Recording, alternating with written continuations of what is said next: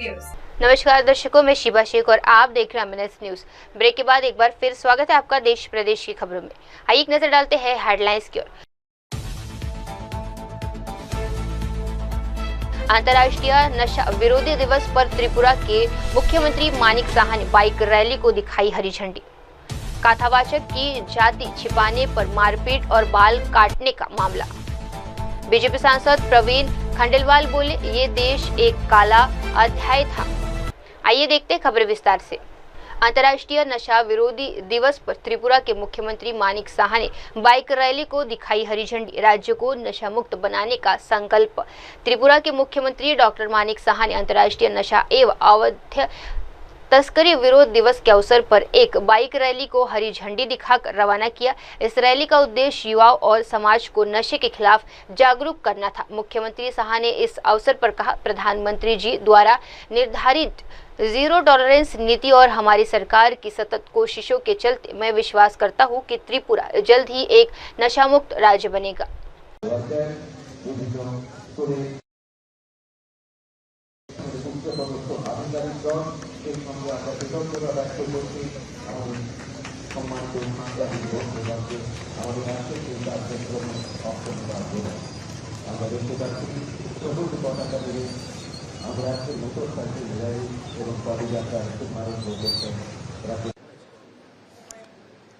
देखिए, माननीय प्रधानमंत्री नरेंद्र मोदी जी और हमारे होम मिनिस्टर साहब श्री अमित शाह जी बार बार उन्होंने कहा कि नो ड्रग्स,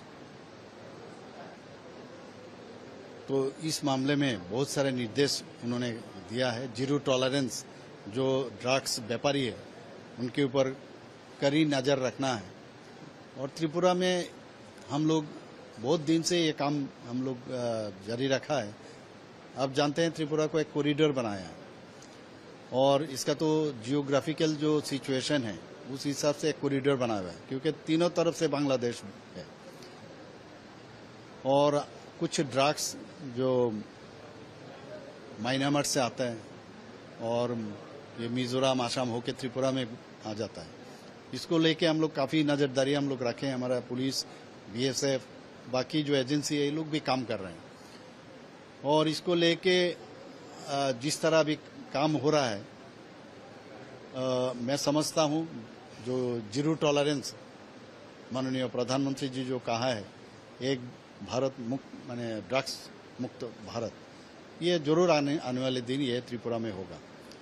हमारे यहाँ अभी लास्ट टाइम जो ड्रग्स यहाँ पर सीज किया है, करीब करीब 2023-24 में जो जितना हुआ है, 24-25 में अबाउट 103% बढ़ गया। और इनको डिस्ट्रक्शन भी चाहिए, तो डिस्ट्रक्शन में भी अबाउट 132% बढ़ गया है। तो एक तो ये है। और हमारा जो माने जो विक्टिम्स है यहाँ त्रिपुरा वासी में जो यूथ है, इन लोगों में, इनके लिए हम लोग बहुत सारा डी एडिक्शन सेंटर, पूरा 8 डिस्ट्रिक्ट है हमारा, तो 8 डिस्ट्रिक्ट में हम लोग बना रहे हैं। और जो एनईसी के फंड से हम लोग यहाँ पर एक अबाउट 198 करोड़ रुपीस दिया है, तो विश्रामगंज में हम लोग बना रहे हैं।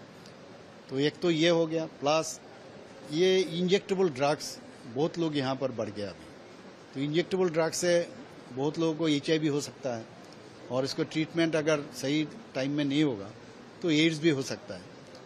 तो रेड रिबन क्लब हम लोग पूरा स्कूल में, कॉलेज में हम लोग बनाया, और इसको लेके अवेयरनेस प्रोग्राम भी हो रहा है। तो जिस तरह हम लोग काम कर रहे हैं यहाँ पर त्रिपुरा में, आने वाले दिन जो एक त्रिपुरा श्रेष्ठ त्रिपुरा और ड्रग फ्री त्रिपुरा और ड्रग फ्री भारत जो निर्देश हम लोग को दिया गया है, ये कामयाब होगा। और आज आप जानते हैं। आइए बढ़ते हैं अगली खबर की ओर। नंदनपुर कांड, कथावाचक की जाति छिपाने पर मारपीट और बाल काटने का मामला, 4 आरोपी गिरफ्तार, एसएसपी का बयान। सोशल मीडिया पर वायरल एक वीडियो ने उत्तर प्रदेश के दंदरपुर गांव में हुए एक संवेदनशील मामले को उजागर किया, जिसमें 2 व्यक्तियों के साथ मारपीट कर रहे बाल काटते दिखाई गए। इस घटना पर वरिष्ठ पुलिस अधीक्षक एसएसपी ब्रजेश कुमार श्रीवास्तव ने बयान जारी करते हुए कहा कि पुलिस ने तत्काल संज्ञान लेते हुए जांच शुरू की और अब तक 4 आरोपियों को गिरफ्तार कर जेल भेज दिया गया है। मारपीट की घटना हुई, उसके बाद आज कुछ संगठन के लोग आपसे मिलने आए थे, क्या कुछ पूरा मामला है इसमें? देखिए, कल सोशल मीडिया पर सुबह एक वीडियो वायरल हुआ जिसमें ग्रामीणों द्वारा 2 व्यक्तियों के साथ मारपीट हत्या की जा रही थी और उनके बाल भी काटे गए थे। इस वीडियो का स्वतः संज्ञान मीडिया सेल ने हमारे लिया था और मौके पे अपर पुलिस अधीक्षक क्षेत्र अधिकारी भरतना को भेजा गया था। वहाँ जानकारी करने पर ये बात आई कि गाँव में एक भागवत कथा हो रही थी जिसमें जो कथावाचक थे उन्होंने अपनी जाति छुपाई हुई है, इसीलिए उनके साथ मारपीट की गई है। वायरल वीडियो के आधार पर पीड़ित की पहचान हम लोगों ने किया, उनसे तहरीर प्राप्त कर सुसंगत धाराओं में अभियोग पंजीकृत कराया गया और त्वरित कार्रवाई करते हुए जो 4 आरोपी हैं, जिसमें एक मुख्य आरोपी है जो बाल काट रहा है, उसे भी गिरफ्तार कर लिया गया है। आज सभी 4 आरोपी जेल चले गए हैं। इससे संबंधित एक प्रतिनिधिमंडल आज मिला था हम लोगों से, उन्होंने ये बताया कि साहब उनके खिलाफ भी कार्रवाई होनी चाहिए जिन्होंने अपनी जाति को छुपा करके हमारे यहाँ आए हुए थे। पूरे प्रकरण को सुना गया है, इसमें पुलिस निष्पक्ष और त्वरित कार्रवाई किया है और इसमें जो भी विधिक कार्रवाई है वो हम आगे भी करेंगे और कड़ी कार्रवाई करेंगे। सर, आधार कार्डों को लेकर काफी बयानबाजी की जा रही है, कई कह रहे हैं कि ये अग्निहोत्री लिखे हुए जबकि आधार कार्ड में सर देखिए, वो सब विवेचना का में हमारे सम्मिलित करेंगे, जो भी तथ्य आएंगे वो सभी हमारी विवेचना में सम्मिलित होंगे और उसी के आधार पर हम अग्रिम कार्रवाई भी करेंगे। दूसरे आरोप महिला ने लगाए हैं कि छेड़खानी की गई है वगैरह, उसके लेके क्या? ये तथ्य अभी हम लोगों के संज्ञान में नहीं है और ये विवेचना हमारी प्रचलित है और जो भी तथ्य आएंगे उसके आधार पर हम कार्रवाई करेंगे। आइए बढ़ते हैं अगली खबर की ओर। आपातकाल की 50वीं वर्षगांठ पर बीजेपी सांसद प्रवीण खंडेलवाल बोले, ये देश का एक काला अध्याय था। भारत में लगे 1975 के आपातकाल की 50वीं वर्षगांठ पर भाजपा सांसद प्रवीण खंडेलवाल ने उस दौरे को याद करते हुए इसे देश के इतिहास का काला अध्याय करार दिया। उन्होंने उस समय की घटनाओं को साझा करते हुए कहा कि लोकतांत्रिक मूल्यों को जिस तरह कुचला गया वे आज भी उनकी स्मृतियों में जीवित है। प्रवीण खंडेलवाल ने कहा, आपातकाल इस देश का वे काला अध्याय है जिसे भुलाया नहीं जा सकता। आज भी मुझे वे दृश्य याद है जब तिहाड़ जेल के तिहाड़ जेल से राजनीतिक बंदियों को बसों में लाकर 30,000 कोर्ट में पेश किया जा रहा था। देखिए, आपातकाल इस देश का वो काला अध्याय है कि आज भी मैं उस दृश्य को याद करता हूं कि जब तिहाड़ जेल से कैदी बस में आया करते थे 30,000 कोर्ट में और उनके हाथों में हथकड़ियां लगाई गई। वो कोई कातिल और मुजरिम नहीं थे, फिर भी उनके हाथों में हथकड़ियां लगाई गई और वो उस वक़्त एक ही गीत गाते थे कि हथकड़ियों की झनकार सुनो, जनतंत्र की ललकार सुनो, न चली है न चलेगी तानाशाहों की सरकार सुनो, न अपील है न वकील है न दलील है, हो रही शराफत गली गली जलील है। तो आपातकाल का ये वो दौर था और उस दौर में क्या कुछ नहीं हुआ। मेरी अपनी लोकसभा में तुर्कमान गेट में जिस तरीके से तत्कालीन सरकार ने विध्वंस किया, घर तोड़े, लोगों की जबरन नसबंदी कराई, सड़क से पकड़ पकड़ करके लोगों को नसबंदी कैंप में ले जाया गया, डराया गया, धमकाया गया, वो आपातकाल का वो दौर है जो आज भी याद आता है। और इनको याद इसलिए रखना पड़ता है कि लोकतंत्र की जड़ें जब भी मजबूत होंगी जब इस काले अध्याय को हमेशा के लिए याद रखा जाएगा। आइए बढ़ते हैं अगली खबर की ओर। महंत गिरिजी महाराज बोले, अंबुबाची महोत्सव मां कामाख्या का पावन पर्व है। 51 शक्तिपीठों से सबसे सर्वोच्च प्रसिद्धि कामाख्या देवी मंदिर में चल रहे अंबुबाची महोत्सव के अवसर पर महंत गिरिजी महाराज ने मां कामाख्या की महिमा की गुणगान करते हुए कहा कि ये पर्व शक्ति उपासना की गहराई को दर्शाता है। उन्होंने कहा, यह अंबुबाची महोत्सव मां कामाख्या का पावन पर्व है। 51 शक्तिपीठ में मां कामाख्या को सबसे सर्वोच्च माना जाता है। ये भगवती मां कामाख्या का जो है अंबुबाची महोत्सव के नाम से ये कार्यक्रम है। भगवती कामाख्या 51 शक्तिपीठों में सर्वोपरि उत्तम शक्तिपीठ है। भगवती कामाख्या का मुख्य स्वरूप तो योनिमात्राय शरीराय पुंगवासिनी कामदाय रजस्वला महातेजाय कामाक्षी ध्यायताम सब, यानी योनि स्वरूप है भगवती। योनि स्वरूप है क्योंकि 51 शक्तिपीठों में कहीं नेत्र गिरे, कहीं जीव गिरी है, कहीं स्तन गिरे, कहीं पूर्णागिरी में नाभि गिरी है। इसी प्रकार योनि भाग नीलांचल पर्वत पर गिरा, जिसे आज कामरूप पर्वत कहते हैं। वहीं तीनों देवताओं के कहने पर भगवती ने जो है तीनों देवताओं की इच्छा पूर्ति की है, तीनों देवताओं को अपना आसन बनाया है, इसलिए इनका नाम जो है कामांछा पड़ा है। कामनाओं की इच्छा, तीनों देवताओं की इच्छा थी कि किसी प्रकार से हम शक्ति के जो है आसन बने, तो देवता रूप में आसन बनना उचित नहीं था। तो कालिका पुराण में आया है कि ब्रह्म विष्णु शिवैर देवैर ध्रयते सा जगन्मयी सित प्रेतो महादेवो ब्रह्मा लोहित पंकजम हरिर हरिस्तु विज्ञेयो बाहनानि महूजसा स्वमूर्ता बाहनत्वंतु तेसाम यशमान न इज्जते, यानी तीनों देवताओं ने आसन बनने की भगवती से इच्छा प्रकट की। तो भगवती ने ऐसा ही होगा, तो ब्रह्मा की उत्पत्ति कमल से है, तो ब्रह्मा ने कमल का रूप धारण किया। हरि कहते शेर को, हरि कहते विष्णु को भी, तो विष्णु भगवान ने शेर का रूप धारण किया। और सब रूप में भगवान शंकर शेर के ऊपर यानी विष्णु के स्वरूप के ऊपर लेट करके उनकी नाभि से ब्रह्मा का स्वरूप जो कमल है उस पर भगवती 12 भुजा और 6 सर के द्वारा भगवती जो है विराजमान हुई। इस प्रकार से तीनों देवताओं की इच्छा पूर्ति करने के कारण कामांछा नाम पड़ा।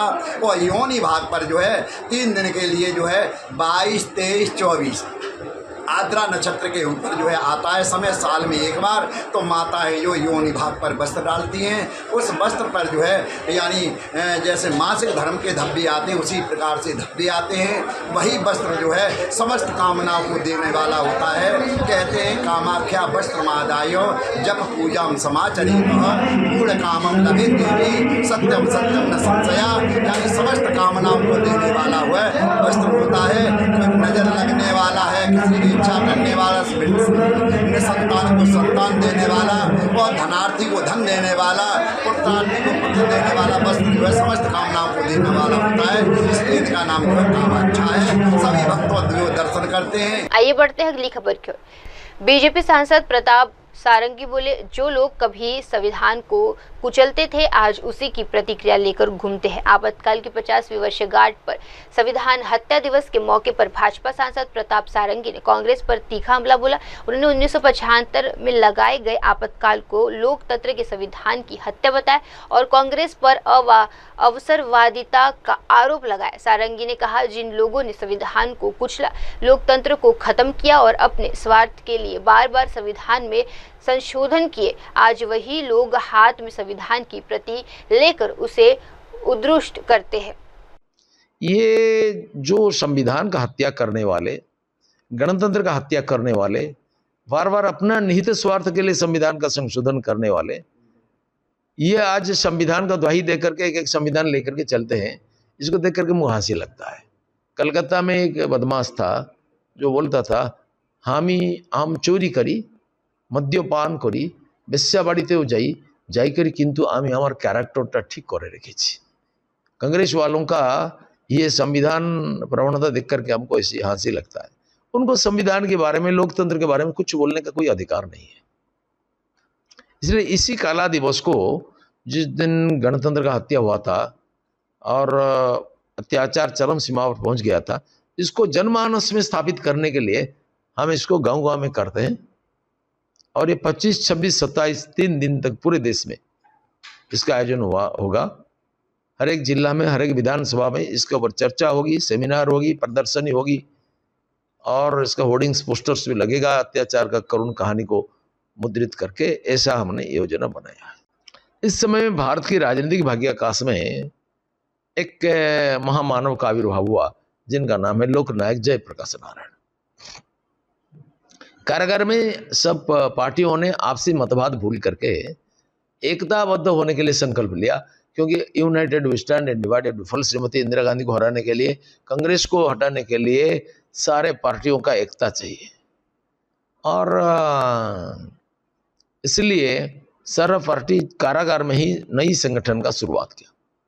ऐसा तय हुआ कि एक अखिल भारतीय पार्टी का आविर्भाव होना पड़ेगा और इसका नाम दिया गया जनता पार्टी।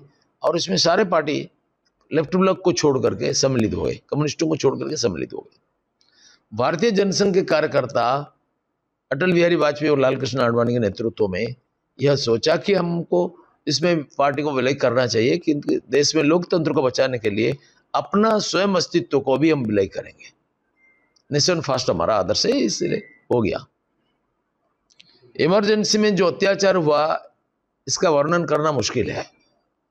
निर्दय नारक की अत्याचार हो रहा, कारागार में कितने लोगों का स्वास्थ्य खराब कर दिया गया, किडनी खराब कर दिया गया, कई प्रकार की बातें सुनते हैं। फिर जब इमरजेंसी खत्म करने के लिए उन्होंने बाध्य हुआ। 1 साल उनका कार्यकाल बढ़ाया था, 6 साल पार्लियामेंट का कार्यकाल किया था। फिर नया सरकार आया, श्रीमती इंदिरा गांधी शोचनीय रूप में परास्त हो गई, जयनारायण के साथ कंटेस्ट करके अनामधेय व्यक्ति के पास परास्त हो गई। लोकतंत्र का विजय हुआ।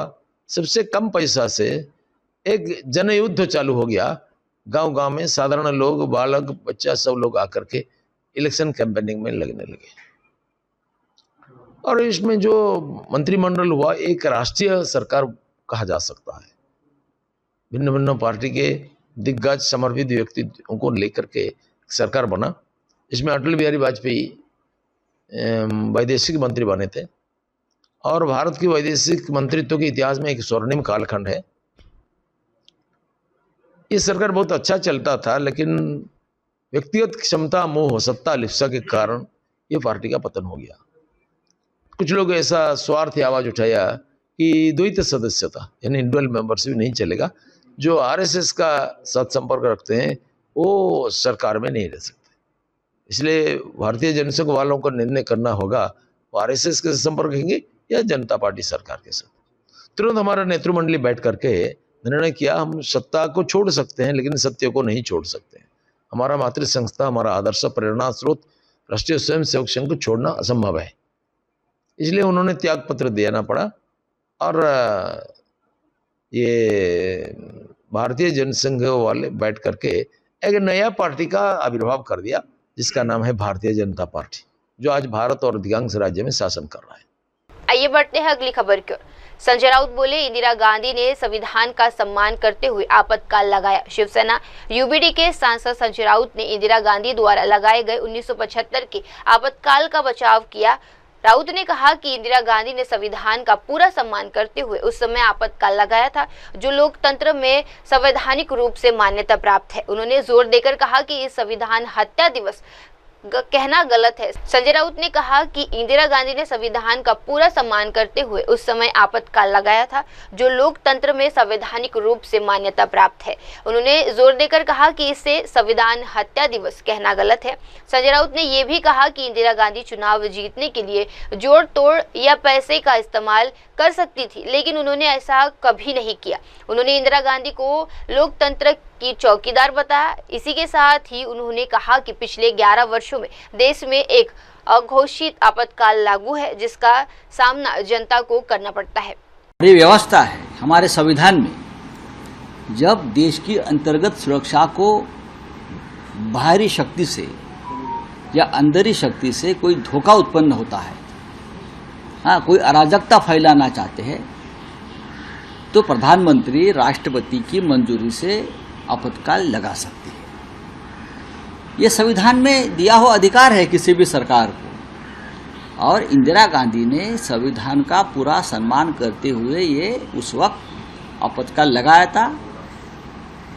ये इंदिरा गांधी थी जिसने लोगों को सामने आकर कहा कि मैं आपत्ति सुधर जाएगी तब ये आपातकाल में पीछे ले लूंगी, और इंदिरा गांधी ने आपातकाल पीछे लिया और चुनाव को भी तुरंत, वो 22 महीने के बाद चुनाव को भी सामने गई इंदिरा गांधी। ये लोकतंत्र है। किसी भी लोकतंत्र में आपातकाल को एक संवैधानिक मान्यता है, तो आप उसे संवैधानिक हत्या दिन या लोकशाही विरोधी दिन नहीं मान सकते, नहीं मान सकते आप। चुनाव इंदिरा गांधी ने हेरा फेरी करके चुनाव जीत सकती थी उस वक्त भी, जो आज हो रहा है। लेकिन आपातकाल के बाद इंदिरा गांधी चुनाव का ऐलान किया, इंदिरा गांधी चुनाव हार गई, खुद इंदिरा गांधी चुनाव हार गई, उनकी पार्टी हार गई, इंदिरा गांधी ने वो स्वीकार कर लिया। आज ऐसा हो रहा है क्या? इंदिरा गांधी उस वक्त भी हेरा फेरी करके, दहशत और भय निर्माण करके पैसों की बल से चुनाव जीत सकती थी, लेकिन इंदिरा जी ने वो नहीं किया, क्योंकि वो इंदिरा जी लोकतंत्र की रखवालदार थी, चौकीदार थी असली। आज क्या हो रहा है, आज की स्थिति से तुलना करो 2014 के बाद इस देश में 11 साल हो गए, अघोषित आपातकाल है, अघोषित आपातकाल है। हाँ, उस वक्त आप बोलते हैं कि तुर्कमान गेट में संजय गांधी ने बुलडोजर चलाया, आज तो हर दिन गरीबों के ऊपर बुलडोजर चलाया जा रहा है, जात और धर्म पूछकर बुलडोजर चलाया जा रहा है। आज उस वक्त अपोजिशन के लोगों को जेल में डाला था, लेकिन पूरी व्यवस्था थी जेल में, पूरी। इंदिरा गांधी खुद फोन करती थी अटल जी को, अडवाणी साहब को, पीलू मोदी को, पूरी व्यवस्था थी। हमारे जैसे लोगों को देश के मुख्यमंत्री, सिटिंग मुख्यमंत्री को जेल में डाला है, जो कोर्ट में बाद में बाइज्जत छोड़ दिया। तो यह आपातकाल नहीं है, यह आपातकाल का बाप है। अभी जो चल रहा है 10 साल में, ये आपातकाल का बाप है, ये इमरजेंसी का बाप है, और हम ये इमरजेंसी से गुजर रहे हैं। अब सुन लीजिए भाई, हाँ, जिस इंदिरा गांधी के आपातकाल में सभी भ्रष्टाचारी, कालाबाजारी जेल में थे, करीम लाला, हाजी मस्तान, ये बड़े बड़े जो नाम है अंडरवर्ल्ड के, वरदाराजन और ये भाई वो भाई, सभी जेल में थे, मिसा में। आज ऐसे सभी लोग भारतीय जनता पार्टी में। आज ऐसे सभी, अगर आज करीम लाला, हाजी मस्तान जीवित होते तो बीजेपी के मंत्री होते या उनके पार्टी में बड़े अहदे पर रहते। ये फर्क है आपातकाल में। इंदिरा गांधी ने संविधान का हथियार जो है उसका इस्तेमाल किया और आपातकाल लगाया, संविधान की दायरे में आपातकाल लगाया है, जो संविधान में हमको अधिकार मिला है किसी भी सरकार को। लेकिन मोदी जी और उनकी सरकार ने अनडिक्लेयर्ड इमरजेंसी में सबको कुचल दिया है। इसलिए मैं कहता हूँ 10 साल में जो चल रहा है वो आपातकाल का बाप है। नोटबंदी क्या है, कितने लोग मारे गए, कौन पूछेगा आपको? अब मुझे बताइए। ऐसी बहुत सी बातें हैं मैं बोल सकता हूँ, लेकिन ये संविधान हत्या दिवस की जो नौटंकी चल रही है वो 1975 की मत करिए। 2014 से 2025 तक जो आपातकाल देश में अघोषित आपातकाल जो चल रहा है, आप उसके ऊपर संविधान हत्या दिन मनाइए अगर आप में हिम्मत है तो। सर, वहीं देखा गया कि राहुल गांधी जी ने ट्वीट किया और आइए बढ़ते हैं अगली खबर की ओर। आपातकाल की 50वीं वर्षगांठ पर बोले गृह मंत्री अमित शाह। नई दिल्ली में आयोजित एक विशेष स्मृति समारोह में केंद्रीय गृह मंत्री अमित शाह ने आपातकाल की 50वीं वर्षगांठ पर गहरा संदेश दिया। उन्होंने कहा, आज 25 जून को आपातकाल की 50वीं वर्षगांठ है। कुछ लोग पूछते हैं कि इतनी पुरानी घटना को याद करना कितना जरूरी है, लेकिन मैं मानता हूं कि देश की हर बड़ी ऐतिहासिक घटना, चाहे वे सफलता हो या नकारात्मक, याद की जानी चाहिए। गृह मंत्री ने कहा कि जब प्रधानमंत्री नरेंद्र मोदी ने 25 जून को संविधान हत्या दिवस के रूप में मनाने की घोषणा की, तब भी सवाल उठे थे, लेकिन आपातकाल कोई साधारण घटना नहीं थी। आज आपातकाल की पूर्व संध्या की 50वीं बरसी है और इस 50वीं बरसी पर यहां पर एक कार्यक्रम का आयोजन श्यामा प्रसाद मुखर्जी न्यास ने रखा है। कई लोगों के मन में सवाल आता है कि 50 साल के पहले जो हुआ इसकी चर्चा कर आज क्या करेंगे। जब मोदी जी ने तय किया 11 जुलाई 24 को कि 25 जून को संविधान हत्या दिन के रूप में मनाया जाएगा, तब भी ये सवाल बार बार उठता था। और चूंकि ये नोटिफिकेशन गृह मंत्रालय से आया था, मुझे भी व्यक्तिगत रूप से कई वरिष्ठ पत्रकारों ने सवाल पूछा था। मगर मैं मानता हूं कि आज का दिन इस संगोष्ठी के लिए सबसे उचित दिन, क्योंकि अच्छे या बुरे किसी भी प्रकार की राष्ट्रीय घटना के जब 50 साल पूरे होते हैं तो समाज जीवन के अंदर इसकी याददाश्त धुंधली हो जाती और आपातकाल जैसी लोकतंत्र की नींव हिलाने वाली की घटना, इसके बारे में याददाश्त समाज जीवन की अगर धुंधली होती है तो किसी भी लोकतांत्रिक देश के लिए बहुत बड़ा खतरा होता है, क्योंकि लोकतांत्रिक भाव और तानाशाही ये दो मन के दो भाव है। इसको आप व्यक्ति से मत जोड़िए। मन के जो भाव है, मानव प्रकृति के दो भाव है, वो कभी ना कभी उभर कर समाज के सामने, देश के सामने फिर से चुनौती बनकर आ सकते हैं। अगर तानाशाही का विचार फिर से चुनौती बनकर आ सकता है तो लोकतांत्रिक स्वभाव देश का भला करने के लिए भी काम आता है। आइए बढ़ते हैं अगली खबर की ओर। सीएम भजनलाल शर्मा बोले, हम काम करते हैं, वादे नहीं। राजस्थान के मुख्यमंत्री भजनलाल शर्मा ने आज जयपुर में पीड़ित दीन दयाल उपाध्याय अंत्योदय संपन्न पखवाड़ा का उद्घाटन किया। इस मौके पर उन्होंने अपनी सरकार की प्राथमिकताओं और सामाजिक दृष्टिकोण को लेकर अहम संदेश दिया। मुख्यमंत्री ने कहा, हम बातें नहीं करते, हम काम करते हैं। हमारी सरकार किसान, गरीब, महिला और युवाओं हर वर्ग के दर्द को समझती है। उन्होंने कहा कि राज्य के युवाओं को आत्मनिर्भर बनाने के लिए सरकार प्रतिबद्ध है और आने वाले 5 वर्षों में 4 लाख नौकरियां देने का वादा भी दोहराया गया। सीएम भजनलाल ने कहा कि ये रोजगार मिलने पर युवा अपने परिवार का सहारा बनते हैं और यही सशक्तिकरण का असली मतलब है। बातें नहीं करते, हम काम करते हैं। हम किसान के दर्द को जानते हैं, किसान की उस मेहनत को जानते हैं, गरीब की पीड़ा को जानते हैं, महिला के दर्द को जानते हैं, युवा के उस मन को जानते हैं। वो चाहता है कि मेरे को रोजगार मिले और रोजगार मिले तो मैं मेरे पिता का सहारा बनूं, मेरी माता का सहारा बनूं। इसलिए हमने कहा है कि युवाओं को 5 साल में 4 लाख नौकरियां देंगे। मैं युवा भाइयों से कहना चाहता हूं, तैयारी करिए, पूरे तैयारी करिए। पहले से ही साल का कैलेंडर निकाल दिया गया है, कब पेपर होगा, कब उसका रिजल्ट आएगा, कब आपको नियुक्ति पत्र मिलेगा। जो कहा है वो हम करके आपको बताएंगे। आपने देखा है कि हमारी सरकार ने बिजली के क्षेत्र में कितना काम किया है। लगातार सिंचाई के क्षेत्र में हमारी सरकार काम कर रही है। और इतना ही नहीं, जब आदमी अच्छी आत्मा से काम करता है तो बंसी वाले की कृपा भी हो जाती है। और आपने देखा होगा पिछली बार एक भी बांध खाली नहीं रहा, एक भी बांध खाली।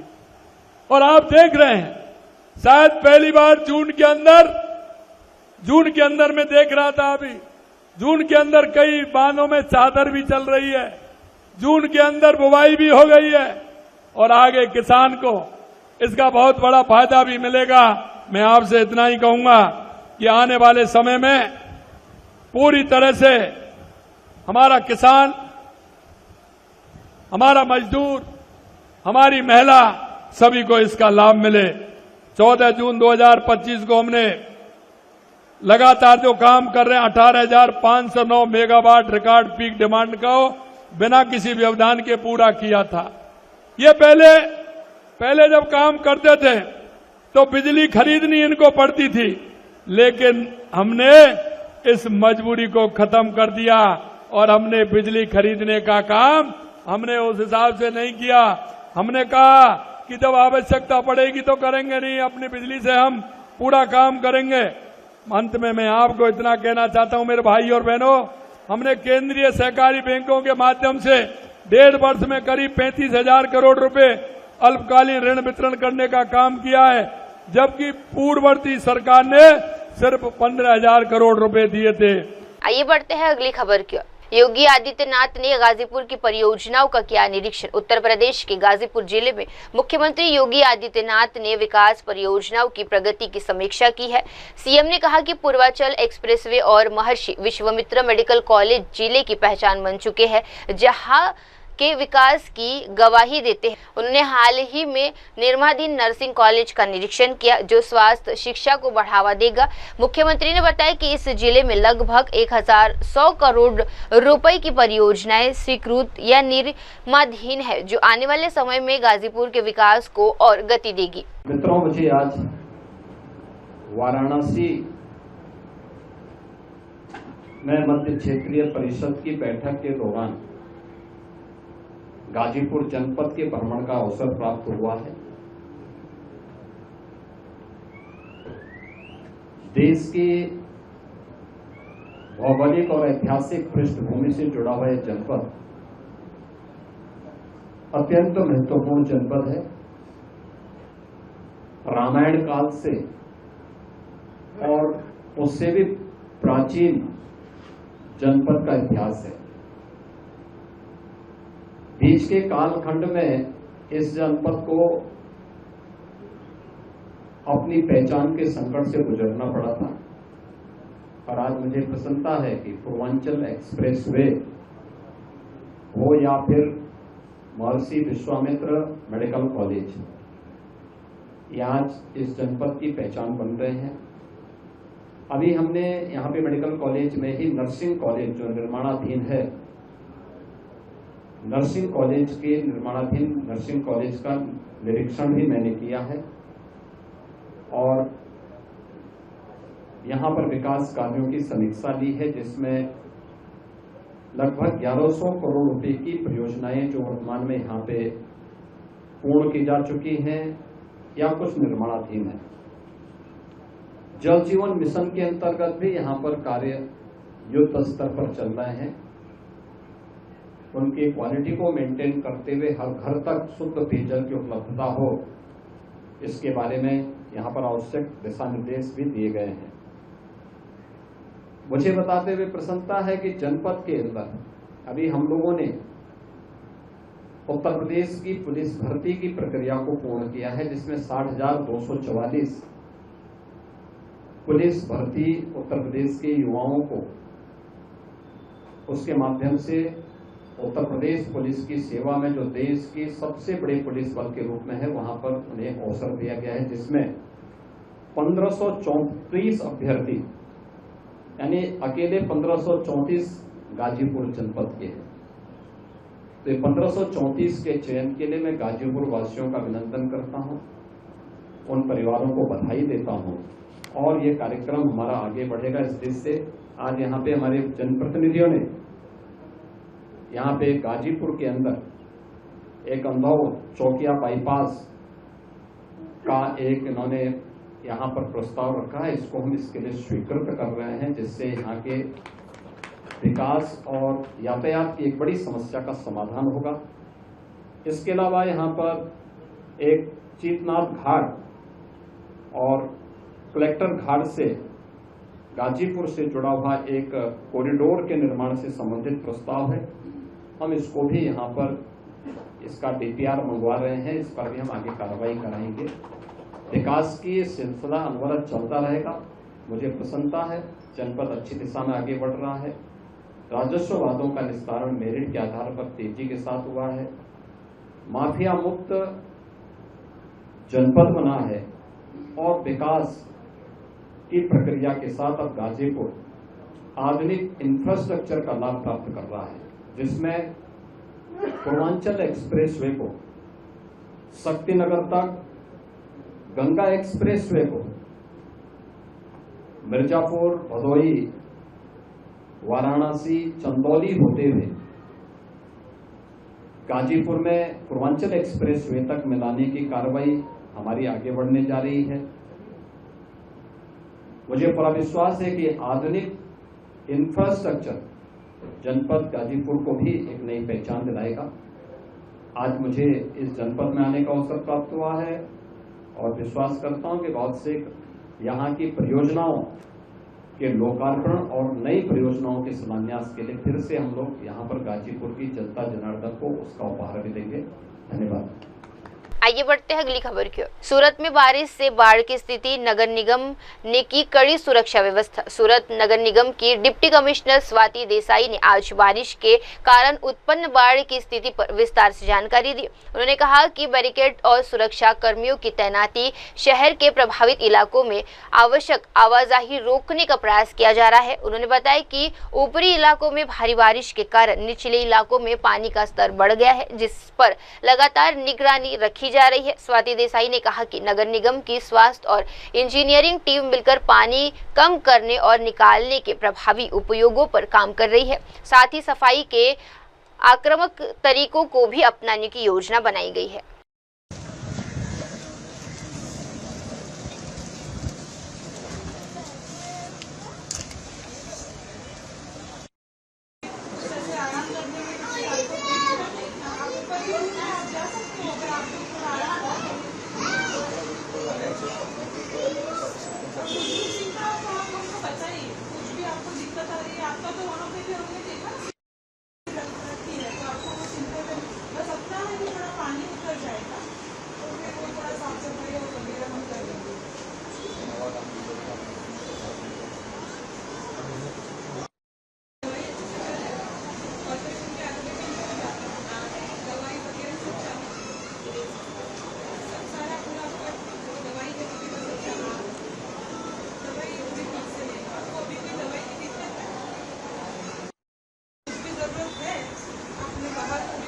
करके उन्होंने हमको भी हम रिक्वेस्ट की है कि उनके जो कुछ संबंधी है यहाँ पे नजदीक में, वो वहाँ पे चले गए हैं और उनके साथ भी हमने सेफ कम्युनिकेशन किया है।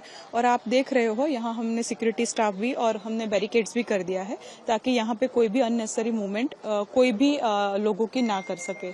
अभी हमारा सुपरवाइजिंग यही हो रहा है कि जो खाड़ी का लेवल है, ऊपरवास में जो पानी गिरा है उसकी वजह से खाड़ी में जो पानी बढ़ा है और वो पानी जब तक धीरे धीरे उतरता नहीं है तब तक ये परिस्थितियां ये मॉनिटर की जा रही है। और हमारी जो कॉर्पोरेशन की हेल्थ की टीम है और इंजीनियरिंग की टीम है, साइमल्टेनियसली दोनों अभी पानी कैसे हम पानी जैसे ही उतरता है खाड़ी में से और कैसे पानी का झड़प से निकाल कर सके और उसके साथ साथ उसकी सफाई की जुम्बेश भी कैसे हम एग्रेसिवली हम कर सके और जो लोग वहाँ पे शेल्टर होम में रह रहे हैं वो वापस अपने यहाँ अपने परिस्थितियों में वापस आ सके, उसके लिए प्री प्रिपेयर्डनेस प्लान भी हमने रेडी कर दिया है। हमारा अभी कंसंट्रेशन यही चल रहा है कि खाड़ी का मॉनिटरिंग हम कर रहे हैं। खाड़ी का जैसे ही लेवल डिक्रीज हो रहा है, स्लम और जितने भी इनलेट चैम्बर्स है, आप देख सकते हो कि यहाँ पे मैक्सिमम पानी स्लम की हमारी जो स्ट्रॉन्ग वाटर लाइंस है वहाँ पे जल्दी से जल्दी हम डाइवर्ट कर सके और ताकि वो पानी इजीली खाड़ी से आगे निकल सके और ये जो पानी है वो झड़प से निकाल कर सके। उसके साथ साथ हमारी हेल्थ की टीम उसकी सफाई की कामगिरी, जिसके कारण भविष्य में रोगचाड़ा और दूसरी कोई परिस्थितियां न उद्भवे, उसके लिए संपूर्ण तैयारी हमने कर दी है।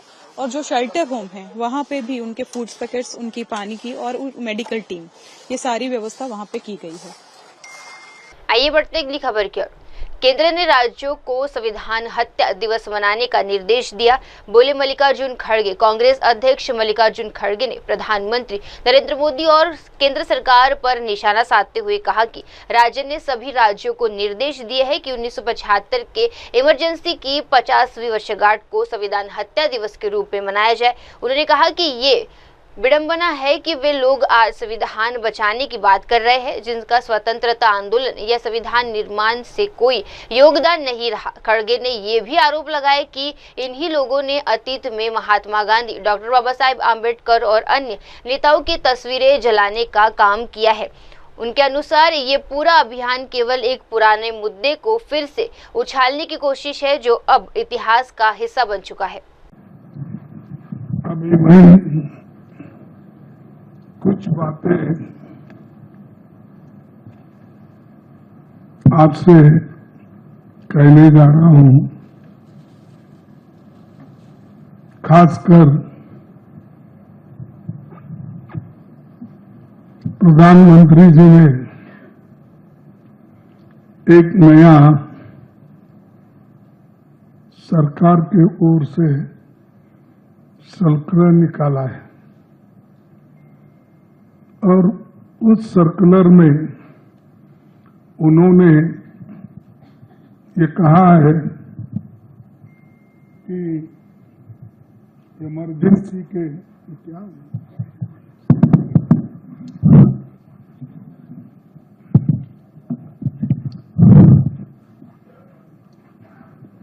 इमरजेंसी के 50 साल जो कंप्लीट हुए, तो उसके बारे में उन्होंने ये कहा कि देश के संविधान को और लोकतंत्र को खत्म किया था, उसको हमने फिर बहाल करके इमरजेंसी को हमने खत्म किया और उसके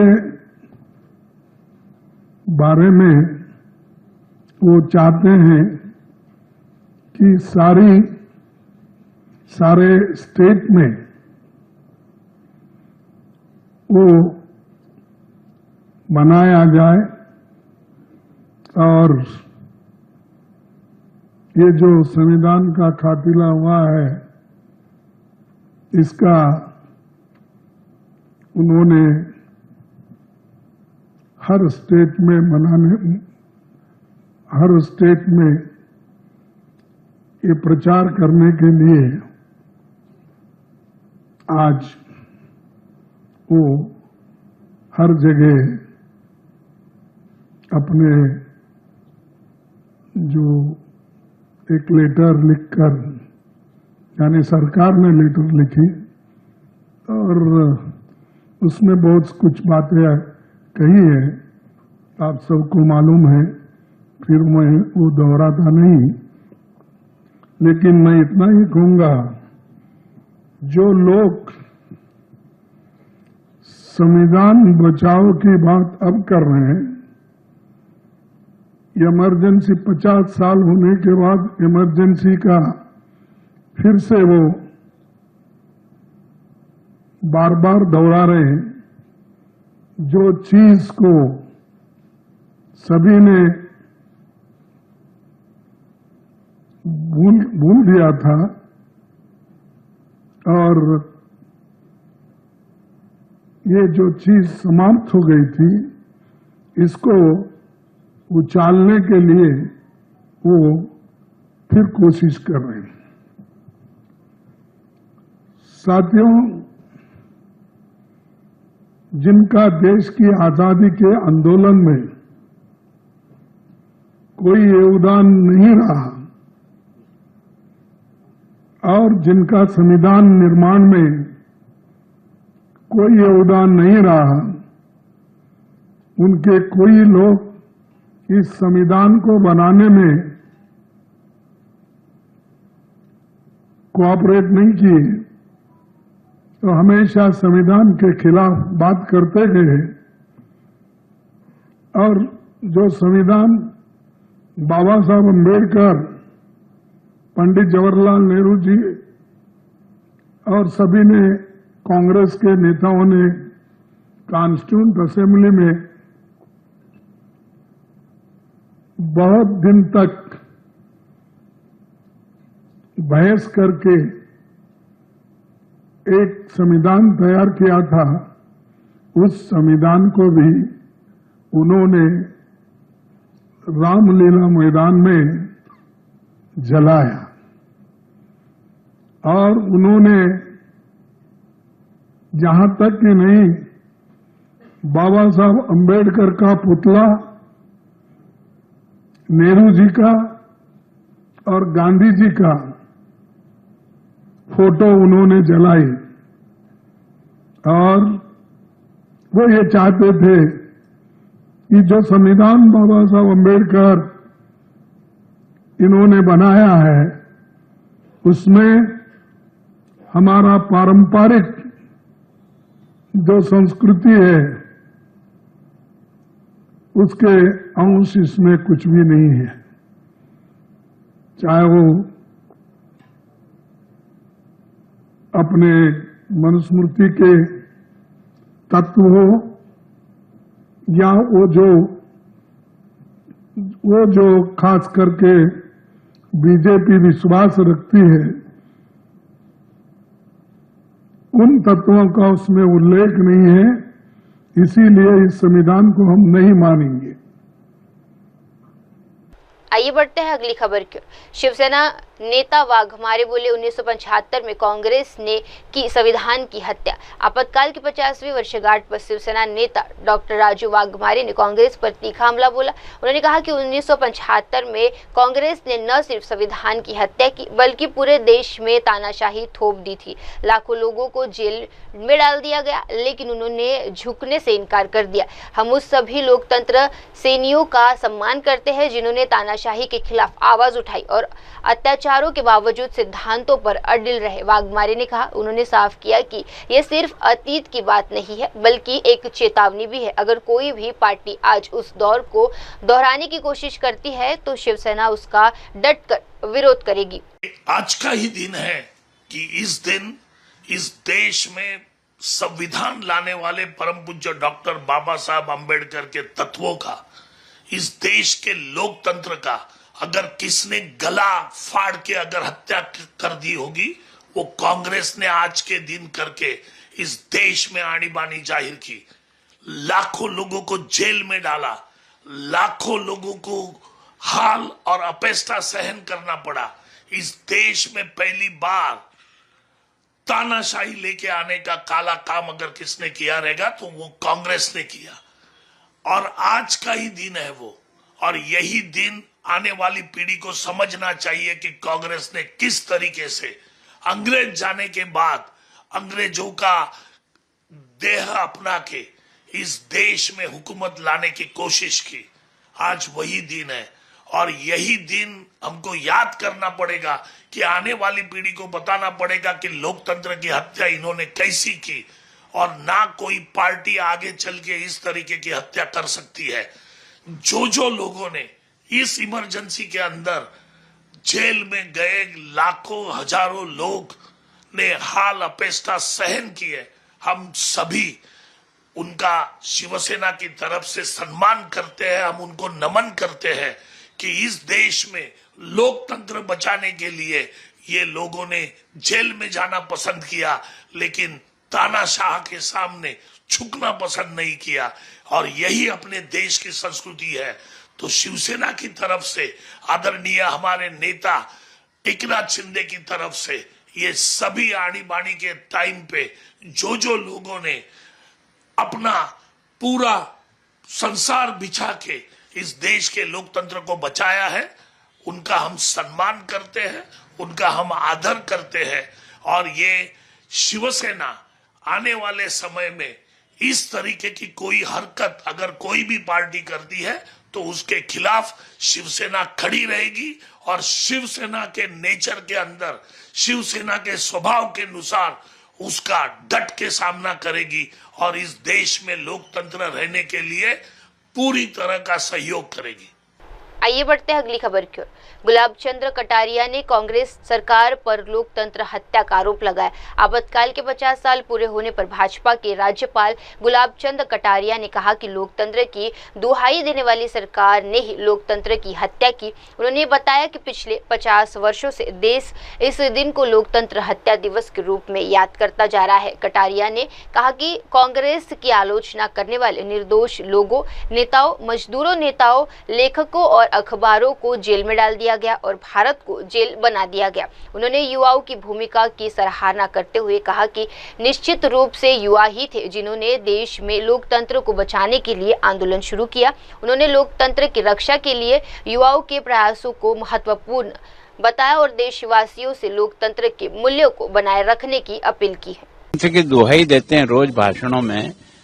लोकतंत्र की हत्या अगर किसी ने की है तो उस समय से सरकार ने की थी, और इसको एक तरह से लोकतंत्र का हत्या दिवस के रूप में ही देश 50 साल से इस बात को याद करता है। निर्दोष लोगों को, सारे लीडर्स को, सारे मजदूर नेताओं को, सारे लेखकों को, जिन्होंने भी कांग्रेस की आलोचना की, जिस अखबार ने भी आलोचना की, वो सब जेल में थे। तो एक तरह से हिंदुस्तान को जेल खाना बनाया और आधी रात में फखरुद्दीन अहमद को बुला करके दस्तखत करा के देश में आपातकाल पहले घोषित हुआ। सामान्यतः नियम ही होता है कि पहले कैबिनेट की मीटिंग होती है, कैबिनेट उसको अप्रूव करती है, उसके बाद ये प्रक्रिया होती है। लेकिन कैबिनेट का काम बाद में हुआ, राष्ट्रपति के दस्तखत पहले हुए और रात को ही सारे निर्दोष और देश के सारे लीडर थे, जयप्रकाश नारायण से लेकर अटल जी से लेकर के मधुलिमे से लेकर के जितने लोग थे उस समय जो विपक्ष में एक तरह से कांग्रेस का विरोध करते थे, वो सब पार्टी के लीडर को तो बंद किया ही था, सामाजिक लोगों को भी या जिन्होंने भी अपनी लेखनी चला करके इसका विरोध किया, वो सब लोग जेल में थे। तो एक तरह से हिंदुस्तान को जेल खाना बनाने का काम, हिंदुस्तान के लोकतंत्र का तमाशा और उसकी हिंसा करने वाले लोग, और उसके कारण से बेगुनाहों को न कोर्ट में जाने की आजादी, न उनको कहीं अपनी फरियाद रखने की, न कोई पत्रकार एक लाइन लिख सकता था। सारे के सारे पेज उस दिन हिंदुस्तान के अधिकांश अखबारों को बिल्कुल व्हाइट पेपर के रूप में आया, केवल ऊपर हेडिंग था, बाकी सारा पेपर खाली था। तो इसका मतलब देश ने मन से लोकतंत्र की हत्या के दिवस को माना, लेकिन बाद में मजबूरियां ऐसी थी कि सब लोगों को अपनी कलम से सरकार की तारीफ करने का काम करना पड़ा। सर, आपने भी अपना अनुभव साझा किया, क्या युवाओं को इसके लिए जागरूक करना बहुत ज्यादा जरूरी है? निश्चित रूप से उस समय देखो युवाओं ने ही इस आंदोलन को आगे बढ़ाया। सारे प्रमुख लोग तो पहले से ही गिरफ्तार हो गए। उस समय इस लोकतंत्र की हत्यारी सरकार का विरोध करना या आंदोलन चलाना नामुमकिन था, क्योंकि घर वाले लोग भी आंख मिलाने में भी डरते थे कि हमको पकड़ के ले जाएंगे।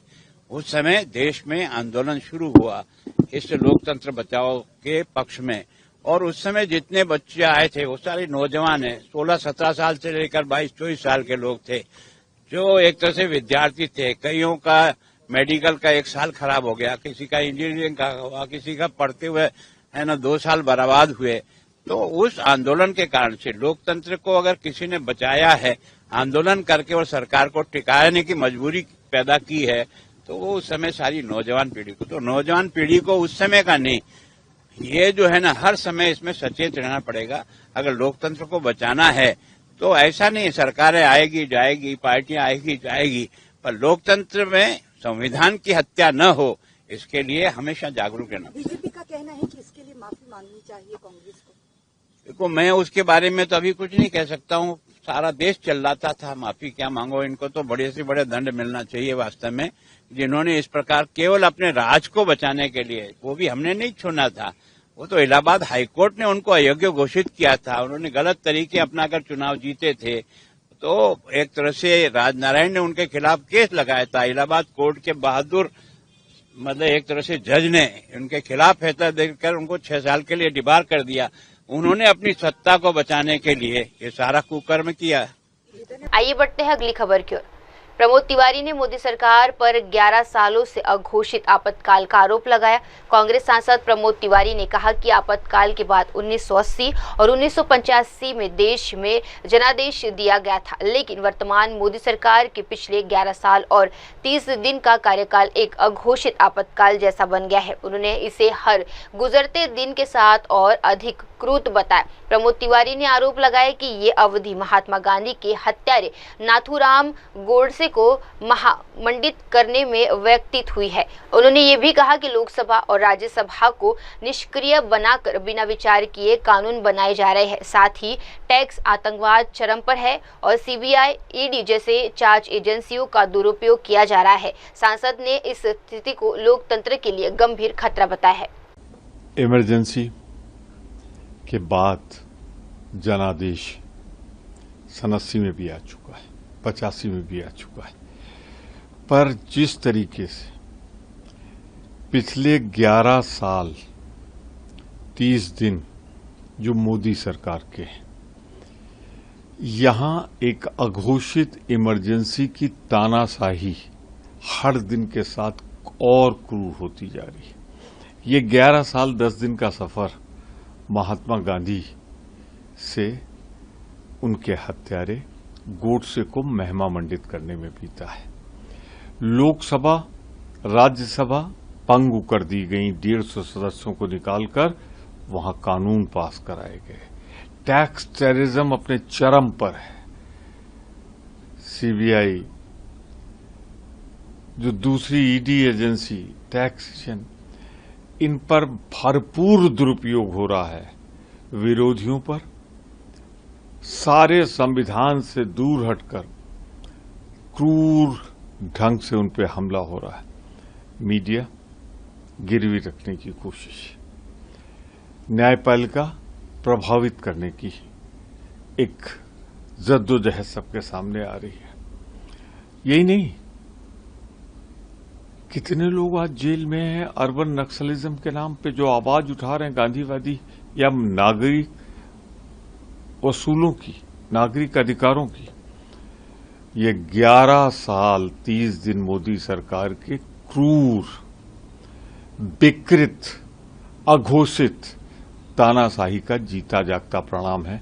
मोदी जी, आपसे एक सवाल, इमरजेंसी में आप कहां थे? आइए बढ़ते हैं अगली खबर की ओर। सीएम रेखा गुप्ता ने आपातकाल को लोकतंत्र की हत्या बताया। आपातकाल के 50वें वर्ष पर आयोजित प्रदर्शनी का उद्घाटन करने के बाद दिल्ली की मुख्यमंत्री रेखा गुप्ता ने कहा कि उस दौरान लोकतंत्र की हत्या हुई। उन्होंने बताया कि ये घटना सत्ता के लालच में की गई थी और इसे भूलना नामुमकिन है। रेखा गुप्ता ने कहा कि जो लोग आज संविधान को जेब में रखते हैं, उन्हें याद रखना चाहिए कि उनके पूर्वजों ने संविधान की हत्या की थी। उन्होंने कहा कि लाखों निर्दोष लोगों को जेल में डाला गया और 21 महीने तक देश में ये अत्याचार चल रहा था। कई परिवार इस संकट में प्रभावित हुए। सीएम ने देशवासियों से अपील की कि इसे याद रखना जरूरी है ताकि भविष्य में ऐसी कोई पुनरावृत्ति न हो। लोकतंत्र की हत्या हुई, 50 साल बीत गए। मुझे उन लोगों पे हंसी भी आती है और गुस्सा भी आता है जो लोग लोकतंत्र को अपनी जेब में लेकर के घूमते हैं, दुहाई देते हैं कि लोकतंत्र की रक्षा करो। मैं उन्हें कहना चाहती हूं कि भाई, लोकतंत्र की हत्या करने वाले तो तुम्हारे ही पूर्वज थे, जिन्होंने भारत के इतिहास में, इससे काला दिन नहीं हो सकता जब गला घोट दिया गया संविधान का। आज आप जेब में संविधान की कॉपी रख के घूमते हो और कहते हो लोकतंत्र बचाओ। आप भूल कैसे सकते हो वो 25 जून 1975 को, जब लाखों लोकतंत्र के सेनानियों को जेल में डाल दिया गया, बिना कसूर के उन्हें सजा दी गई। 1, 2, 3, 4 महीने की नहीं, 21 महीने तक लोग जेल में रहे और उनके परिवार बेसहारा पड़े रहे। एक एक परिवार से 10-10 लोग, हर नेता देश का जेल में डाल दिया गया, यहाँ तक कि पूरा का पूरा देश ही बंदीगृह बन गया। ऐसे लोग, इसीलिए हम लोग चाहते हैं कि ये दिन बार बार याद किया जाए कि फिर कभी भारत के इतिहास में ऐसा अंधेरा ना आने पाए।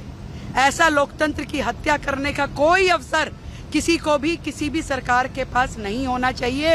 ये पीढ़ियां आज याद कर रही है कि उस समय जो हुआ, उस तत्कालिक सरकार ने जो किया, तत्कालिक प्रधानमंत्री इंदिरा गांधी जी ने जो किया, केवल सत्ता का लोभ जो था, उसके कारण से पूरे देश ने इस काले अध्याय को देखा। अब वक्त हो चला है दर्शकों छोटे से ब्रेक का। ब्रेक के बाद भी जुड़े रहिए, देखते रहिए देश प्रदेश की तमाम बड़ी खबरें मेरे सहयोगी मिनल के साथ। धन्यवाद। नमस्कार, मैं Abhishek Bachchan. Keep watching MNS news.